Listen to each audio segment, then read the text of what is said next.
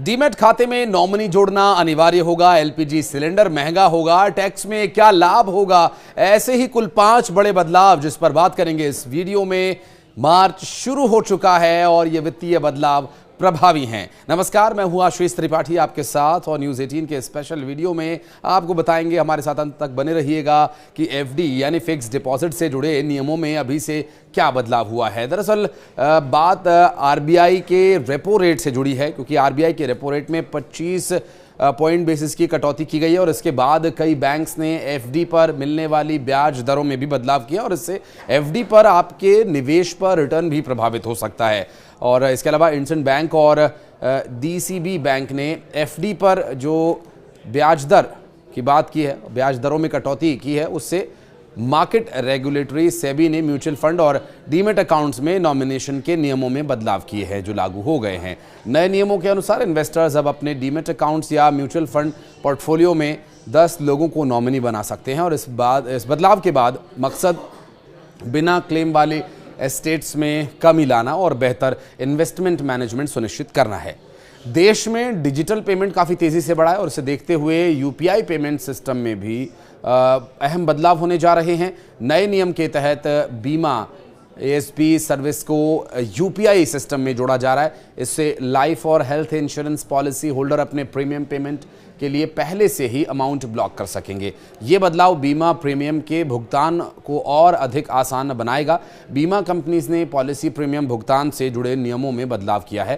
पहले पॉलिसी धारकों को भुगतान में देरी होने पर एक अतिरिक्त ग्रेस पीरियड मिलता था, लेकिन अब ये अवधि सीमित कर दी गई है। इसका अर्थ ये है कि यदि आप समय पर प्रीमियम जमा नहीं करते हैं तो आपकी पॉलिसी लैप्स हो सकती है। इसलिए यह आवश्यक हो गया है कि बीमा धारक अपने भुगतान की समय सीमा पर विशेष ध्यान दें ताकि उन्हें समय पड़ने पर विशेष जोखिम के लिए जो उन्होंने बीमा लिया है उसका लाभ मिल सके और वित्तीय जोखिम का सामना न करना पड़े। अब व्यापारियों के लिए जीएसटी की बात करेंगे तो जीएसटी पोर्टल को और सुरक्षित बनाया जा रहा है। अब मल्टी फैक्टर ऑथेंटिकेशन यानी MFA अनिवार्य होगा। बिजनेस मालिकों को आईटी सिस्टम अपग्रेड करने की जरूरत होगी। इससे जीएसटी पोर्टल पर ऑनलाइन ट्रांजैक्शन पहले से ज़्यादा सुरक्षित हो जाएंगे और 14 दिन बैंक बंद रहेंगे। वो आने वाले त्योहारों को देखते हुए उसमें क्या कुछ रहेगा बदलाव, इस पर भैया विशेष रूप से आपसे जानकारी दें। त्योहारों और वीकेंड्स के चलते इस महीने में 14 दिन ऐसा होगा जब बैंक बंद रहेंगे और इस महीने 5 रविवार और 2 शनिवार की छुट्टी होगी।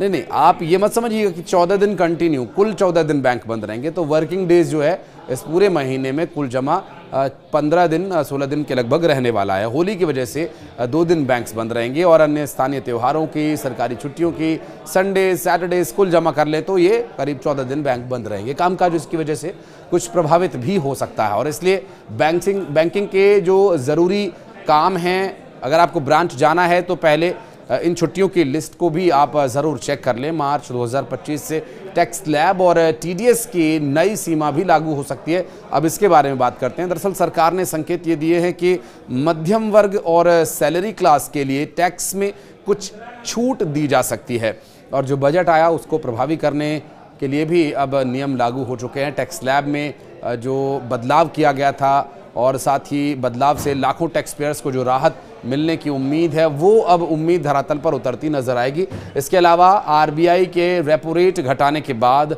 अब इस महीने बैंक होम लोन की ब्याज दरों में भी संशोधन कर सकते हैं। इस बार होली की छुट्टी मार्च में है। मार्च में कुल 14 दिन बैंक्स बंद रहेंगे और अगर आपको भी बैंक ब्रांच में कोई काम है तो इसके हिसाब से आप अपना योजना बनाकर रखिएगा और अपना काम अंजाम दीजिएगा। और आपको बता दें कि स्वीडन की होम फर्निशिंग कंपनी आइकिया 1 मार्च से दिल्ली, एनसीआर और उत्तर भारत के 9 अन्य शहरों में अपनी ऑनलाइन डिलीवरी की शुरुआत कर रही है।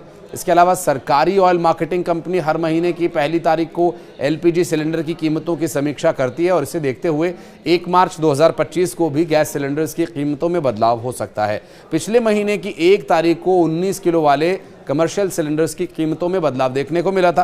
हालांकि जो घरेलू सिलेंडर्स हैं उसके कीमतों में कोई बदलाव नहीं है। ये कमर्शियली इस्तेमाल होने वाले सिलेंडर्स की कीमत की हम बात कर रहे हैं। जो बड़े वाले सिलेंडर्स आते हैं या आसान भाषा में कहें तो जो नीले रंग के आपने सिलेंडर्स देखे होंगे वो ऊंची ऊंची जो टंकियाँ जिनकी होती हैं।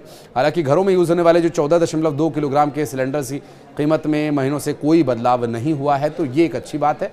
घरों में इस्तेमाल होने वाले ये सिलेंडर्स की कीमत यथावत ही रहेगी। और नए नियमों में और जो वित्तीय वर्ष नया शुरू हो रहा है इसके संबंध में अगर कोई और पॉइंट आपको ध्यान में आता है कि ये भी बदलाव होने जा रहा है और जो हमने इस वीडियो में नहीं उठाया, या आपको लगता है कि इसके बारे में भी बात होनी चाहिए, कमेंट सेक्शन में आप हमें ज़रूर बताइएगा।